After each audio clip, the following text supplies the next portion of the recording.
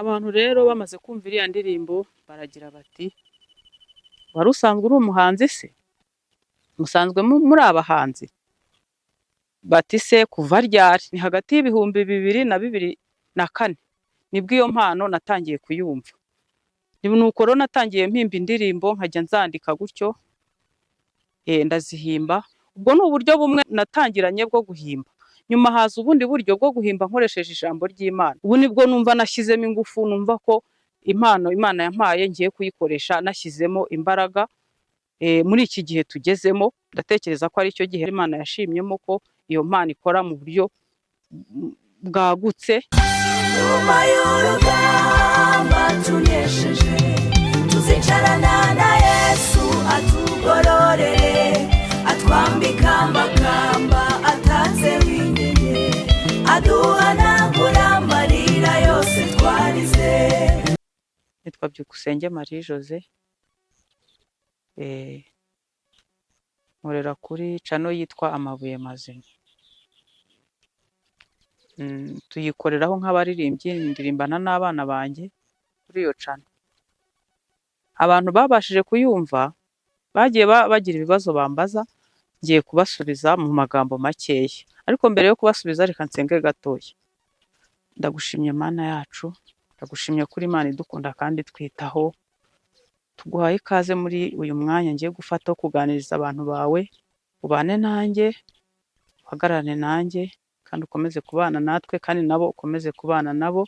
Mu izina rya Yesu tubisabye, amen.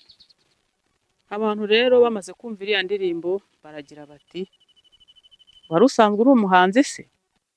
Musanzwe muri abahanzi? Bati se kuva ryari? Ndagira ngo mbasobanurire. Njyewe impano yo guhanga yaje kera ndi inkumi, hagati y'imyaka 20 na 25. Yaje nabaga nicaye nko mu rugo, ajya kumva nkumva amagambo aramanutse muri nge, akaza nkaririmba, nkumva umutima urampase, umpatiye gufata ikaramu ngo nandike. Nkandika, urumva byazaga ari ibintu byinshi. Niba ayo magambo aje avuga ku rupfu rwa Yesu, niko yakomezaga kugeza arangiye. Niba aje avuga ku gushima, niko yakomezaga kugeza arangiye.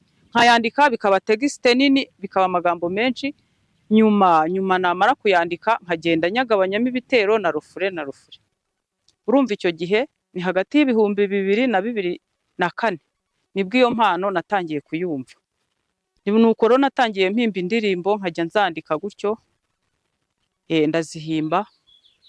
Ariko kubera kwiga n'ubuzima bundi busanzwe butari hamwe, ntago nabihaye imbaraga cyane. Ubwo ni uburyo bumwe natangiranye bwo guhimba. Nyuma haza ubundi buryo bwo guhimba nkoresheje ijambo ry'Imana.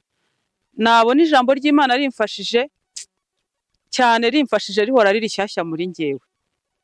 Nkahita mfata ikaramu, nkahita mpimbamo indirimbo, nkongeramo andi magambo yo kugira ngo biryohe, ariko nkakuramo indirimbo. Navuga ngo rero muri icyo gihe ntago nigeze mpa imbaraga iyo mpano, ntago nigeze nyitekerezaho cyane ngo nyifateho umwanya munini. Ariko ndibuka ko nahimbye indirimbo nyinshi, nkazandika mu makayi nkayabika. Izo zimwe sinamenya aho zarengeye. Kwa kundi ubika ikayi nyine ukigendera ukajya kwiga, sinzi icyo bazikoreshaga, nkashiduka zipfuye ubusa. Ariko ntago zapfuye ubusa gusa, hari indirimbo ebyiri mfite zitapfuye ubusa icyo gihe. Kera ndi umunyeshuri muri groupe y'abanyeshuri y'abaririmbyi yitwaga Inshuti za Yesu ku Mugina hari iwacu. Ndumva nabahaye indirimbo imwe yitwa ngo yewe Yakobo Isirayeli, niki gituma wiganyira. Ndashima Imana ko iyo ndirimbo yatambutse ikavuga ubutumwa. Refrain yayo iravuga ngo abategereza Uwiteka bazasubizwamo intege nshya, bazagurukisha amababa nk'ibisiga, baziruka be kunanirwa, bazagenda be gucogora. Muri icyo gihe nkiri umwana, iyo ndirimbo nibwo nabashije kuyitanga. Indi ndirimbo nigeze gutanga nayo ho nari narabaye umugore, ni muri korali nkuru naririmbagamo yitwaga Abakozi b'Umwami. Iyo ndirimbo wenda abantu baho ninyivuga barayibuka. Iravuga ngo, yatangiraga ivuga ngo korera Imana uzahembwa bishimishije, yewe mwene data ndakugira inama, korera iyo Mana ushyize umwete, sura abarwayi ufashe indushyi, witanga umaramaje ntuzagororerwa, ishima unezerwe witere hejuru. Izo ndirimbo nizo nabashije gutanga icyo gihe. Rero muri iyi myaka ishize mikeya nka bibiri na makumyabiri na kabiri niho numvishije impano yongeye kugaruka, nkicara nkumva umwuka cyangwa ijwi ry'Imana ririmo rirampata gufata ikaramu ngo nandike indirimbo. Iryo jwi nkajya ndyumvira nkandika indirimbo, ndazandika mbona ziragwiriye zibaye nyinshi. Rero mpitamo gukereya YouTube channel kugira ngo nzazitunganye, nkore audio, nkore video, nge nzishyiraho abantu bumva ubutumwa bwiza. Muri make rero impano yo guhanga indirimbo cyangwa y'ubuhanzi yaje kera, ariko ntago nayikoresheje uko yagombaga gukoreshwa. Ubu nibwo numva nashyizemo ingufu, numva ko impano Imana yampaye ngiye kuyikoresha nashyizemo imbaraga. Muri iki gihe tugezemo ndatekereza ko ari cyo gihe hari Imana yashimyemo ko iyo mpano ikora mu buryo bwagutse. Niyo mpamvu mubona nakereye YouTube channel, nzajya ngenda nshyiraho izo ndirimbo zose. Muri make rero nuko nguko bimeze. Abantu bagize icyo kibazo ndumva mbasobanuriye. Impano y'Imana burya nuyigira ntuyikoreshe Imana izayikubaza.